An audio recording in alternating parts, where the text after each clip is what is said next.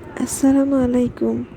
মেয়েদের জীবনটা সত্যিই বড্ড অদ্ভুত, তাই না? কখনো বাবার বাড়ি, কখনো স্বামীর বাড়ি, এরপর শেষ জীবনে ছেলের বাড়ি।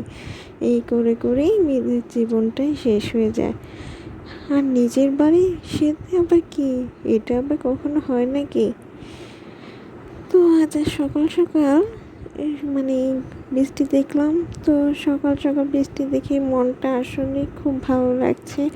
বৃষ্টি দেখতে আমার অনেক বেশি ভালো লাগে। আমি নিশ্চিত যে আমার অডিয়েন্সদেরও আপনাদের সবার আমার সকলেই কম বেশি পছন্দ। তো এখানে আমি সবার নাস্তা নাস্তা সেরে তারপরে একটু তরকারি কেটে নিলাম। দুন্দুল তরকারি, এই দুন্দুল কিন্তু মেয়েদের জন্য খুবই উপকারী, শরীর স্বাস্থ্যের জন্য অনেক উপকারী। ইউটিউবে সার্চ করলে কিংবা গুগলে দেখলে কিন্তু আপনারাও পেয়ে যাবেন। তো এখন যেহেতু দুন্দুলের সিজন, সকলে বেশি বেশি করে দুন্দুলের তরকারি, সবজি এগুলো খেয়ে থাকবেন। তো এরপর আমি আবার চলে আসলাম গরুর মাংসের যে মাথার অংশে যে ওই মাংসটা হয়, সেই মাংসটা দিয়ে বুটের ডাল দিয়ে রান্না করতে। আজ আবার হঠাৎ করে গ্যাস ছিল না, আবার সিলিন্ডার নিয়ে দৌড়াদৌড়ি করতে হলো অনেকক্ষণ। তো এরপর আমি নিজেই যে আম দিয়ে ওই আইসক্রিমটা বানিয়ে রেখেছিলাম, সেইখান থেকে একটু আইসক্রিম বের করে নিলাম। একটু গরম পড়েছে, আবার মাঝখানে দেখলাম। এরপর আবার সন্ধ্যার দিকে এবার দেখলাম একটুখানি বাবার ভালোই বৃষ্টি হচ্ছে বিকেলটায়।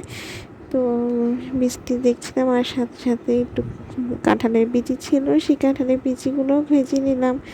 কাঁঠালের বিচি কিন্তু এমনিতে খাইতে ভালো লাগে, কিন্তু বৃষ্টির মধ্যে কিন্তু আরও বেশি ভালো লাগে আর মজা লাগে।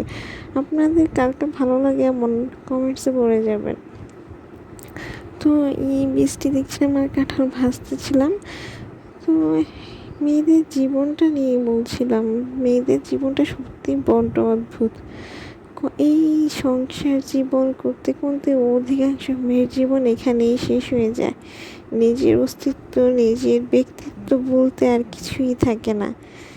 তো সকলে ভালো থাকবেন, আজ এই পর্যন্তই। আল্লাহ হাফিজ।